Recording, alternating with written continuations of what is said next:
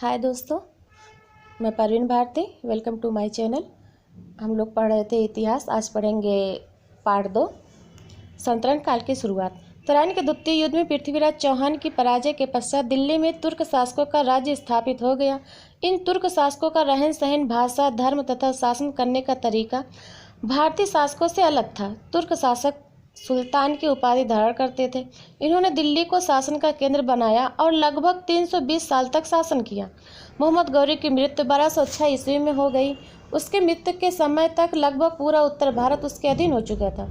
उसने भारत में शासन चलाने के लिए गुलाम अधिकारी नियुक्त कर रखे थे। इन्हीं में एक योग्य गुलाम अधिकारी कुतुबुद्दीन ऐबक था। गौरी की मृत्यु के समाचार मिलने के बाद कुतुबुद्दीन ऐबक ने स्वयं को भारत में तुर्क राज्य का शासक घोषित कर दिया। तुर्क राज्य अब तुर्क सल्तनत कहलाया। अगले शासक इल्तुतमिश ने 1210 ईस्वी में सत्ता संभालने के साथ दिल्ली को अपनी राजधानी बनाया। तब यह दिल्ली सल्तनत के नाम से प्रसिद्ध हो गया।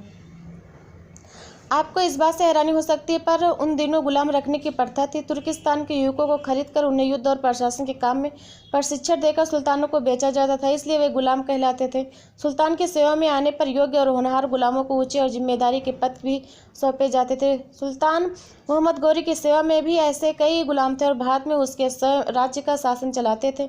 सुल्तनत के सामने चुनौतियाँ। सरदार, जिन्हें अमीर कहा जाता था, तुर्क और अफगान कबीले के होते थे। इनमें जाति श्रेष्ठता तथा सल्तनत में ऊंचा स्थान पाने की भी होड़ रहती थी। इन्हीं अमीर सरदारों में से ही सुल्तान होता था। सुल्तान होने के लिए सैनिक योग्यता एवं शासकीय क्षमता का होना आवश्यक था। इन क्षमताओं के प्रभाव से वह सुल्तान बन सकता था और तभी तुर्क अमीरों का समर्थन प्राप्त करना भी संभव था। सुल्तान के लिए अमीर सरदारों का समर्थन और विश्वास जरूरी था। उसे हमेशा भय रहता था कि कहीं ये अमीर सरदार आपस में मिलकर कोई षड्यंत्र न करे। अतः सुल्तान का अधिकांश समय इन गुप्त षड्यंत्रों से बचने के उपाय में बीतता था। सुल्तानों को इन अमीर सरदारों में संतुलन भी बनाए रखना पड़ता था। सुल्तान इस्लाम धर्मावलंबी थे तथा बाहरी देशों से आए थे, इसलिए भारतीय जनता पर शासन करने के लिए तुर्क अमीरों, उलेमा, धार्मिक वर्ग आदि को खुश करने के साथ हिंदुस्तानी जनता से भी सतर्क रहते थे, क्योंकि सल्तनत में विद्रोही का भय हमेशा बना रहता था। सल्तनत कालीन शासकों ने आंतरिक शांति बनाए रखने के लिए शासकीय प्रबंध तंत्र तथा राज्य विस्तार एवं बाह्य आक्रमणों से रक्षा के लिए मजबूत सैन्य संगठन भी बनाए। इनमें प्रारंभिक तुर्क खिलजी वंश, तुगलक वंश, सैयद वंश एवं लोदी वंश प्रमुख थे। प्रारंभिक तुर्क शासक गुलाम वंश 1206 ईस्वी से 1290 ईस्वी। कुतुबुद्दीन ऐबक 1206 ईस्वी में मोहम्मद गौरी की मृत्यु के पश्चात उसका तुर्क गुलाम कुतुबुद्दीन ऐबक उत्तर भारत का पहला तुर्की शासक था। उसकी उदारता के कारण ही उसे लाख बख्श कहा जाता था, अर्थात वह लाखों का दान करने वाला दानप्रिय व्यक्ति था। भारतवर्ष में उसके जीवन का अधिकांश समय सैनिक गतिविधियों में ही बीता। 2.5 दिन का झोपड़ा। कुतुबुद्दीन ऐबक को भवन निर्माण में भी रुचि थी। उसने दिल्ली में कुतुब मीनार, कुव्वत-उल-इस्लाम मस्जिद और अजमेर में 2.5 दिन का झोपड़ा का निर्माण कराया। कुतुब मीनार की शुरुआत ऐबक ने की थी, परंतु इसको पूर्ण इल्तुतमिश ने कराया। चित्र देखकर बताइए कि कुतुब मीनार कितनी मंजिल की है। कुतुबुद्दीन ऐबक ने भारत में एक नए राज्य की नींव अवश्य डाली, पर उस राज्य को सुदृढ़ बनाने का अवसर उसे नहीं मिल पाया। कुतुबुद्दीन ऐबक की मृत्यु 1210 ईस्वी में चौगान खेलते हुए घोड़े से गिरकर हो गई।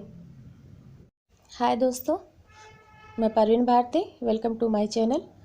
हम लोग पढ़ रहे थे इतिहास। आज पढ़ेंगे पार्ट 2, सल्तनत काल की शुरुआत। तराइन के द्वितीय युद्ध में पृथ्वीराज चौहान की पराजय के पश्चात दिल्ली में तुर्क शासकों का राज्य स्थापित हो गया। इन तुर्क शासकों का रहन सहन, भाषा, धर्म तथा शासन करने का तरीका भारतीय शासकों से अलग था। तुर्क शासक सुल्तान की उपाधि धारण करते थे। इन्होंने दिल्ली को शासन का केंद्र बनाया और लगभग 320 साल तक शासन किया। मोहम्मद गौरी की मृत्यु 1206 ईस्वी में हो गई। उसके मृत्यु के समय तक लगभग पूरा उत्तर भारत उसके अधीन हो चुका था। उसने भारत में शासन चलाने के लिए गुलाम अधिकारी नियुक्त कर रखे थे। इन्हीं में एक योग्य गुलाम अधिकारी कुतुबुद्दीन ऐबक था। गौरी की मृत्यु के समाचार मिलने के बाद कुतुबुद्दीन ऐबक ने स्वयं को भारत में तुर्क राज्य का शासक घोषित कर दिया। तुर्क राज्य अब तुर्क सल्तनत कहलाया। अगले शासक इल्तुतमिश ने 1210 ईस्वी में सत्ता संभालने के साथ दिल्ली को अपनी राजधानी बनाया। तब यह दिल्ली सल्तनत के नाम से प्रसिद्ध हो गया। आपको इस बात से हैरानी हो सकती है, पर उन दिनों गुलाम रखने की प्रथा थी। तुर्किस्तान के युवकों को खरीदकर उन्हें युद्ध और प्रशासन के काम में प्रशिक्षण देकर सुल्तानों को बेचा जाता था, इसलिए वे गुलाम कहलाते थे। सुल्तान की सेवा में आने पर योग्य और होनहार गुलामों को ऊंचे और जिम्मेदारी के पद भी सौंपे जाते थे। सुल्तान मोहम्मद गौरी की सेवा में भी ऐसे कई गुलाम थे और भारत में उसके राज्य का शासन चलाते थे। सुल्तनत के सामने चुनौतियाँ। सरदार, जिन्हें अमीर कहा जाता था, तुर्क और अफगान कबीले के होते थे। इनमें जाति श्रेष्ठता तथा सल्तनत में ऊंचा स्थान पाने की भी होड़ रहती थी। इन्हीं अमीर सरदारों में से ही सुल्तान होता था। सुल्तान होने के लिए सैनिक योग्यता एवं शासकीय क्षमता का होना आवश्यक था। इन क्षमताओं के प्रभाव से वह सुल्तान बन सकता था और तभी तुर्क अमीरों का समर्थन प्राप्त करना भी संभव था। सुल्तान के लिए अमीर सरदारों का समर्थन और विश्वास जरूरी था। उसे हमेशा भय रहता था कि कहीं ये अमीर सरदार आपस में मिलकर कोई षड्यंत्र न करे। अतः सुल्तान का अधिकांश समय इन गुप्त षड्यंत्रों से बचने के उपाय में बीतता था। सुल्तानों को इन अमीर सरदारों में संतुलन भी बनाए रखना पड़ता था।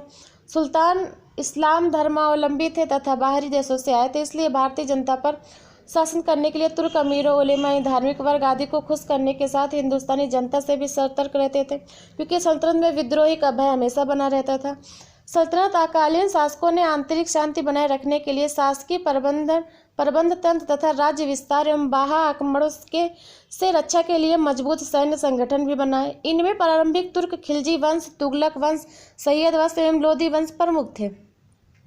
प्रारंभिक तुर्क शासक गुलाम वंश 1206 ईस्वी से 1290 ईस्वी। कुतुबुद्दीन ऐबक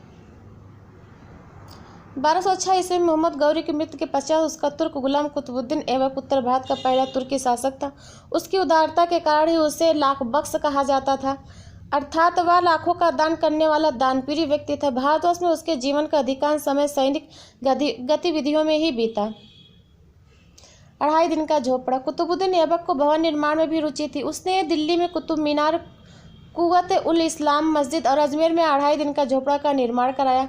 कुतुब मीनार की शुरुआत ऐबक ने की थी, परंतु इसको पूर्ण इल्तुतमिश ने कराया। चित्र देखकर बताइए कि कुतुब मीनार कितनी मंजिल की है। कुतुबुद्दीन ऐबक ने भारत में एक नए राज्य की नींव अवश्य डाली, पर उस राज्य को सुदृढ़ बनाने का अवसर उसे नहीं मिल पाया। कुतुबुद्दीन ऐबक की मृत्यु 1210 ईस्वी में चौगान खेलते हुए घोड़े से गिरकर हो गई।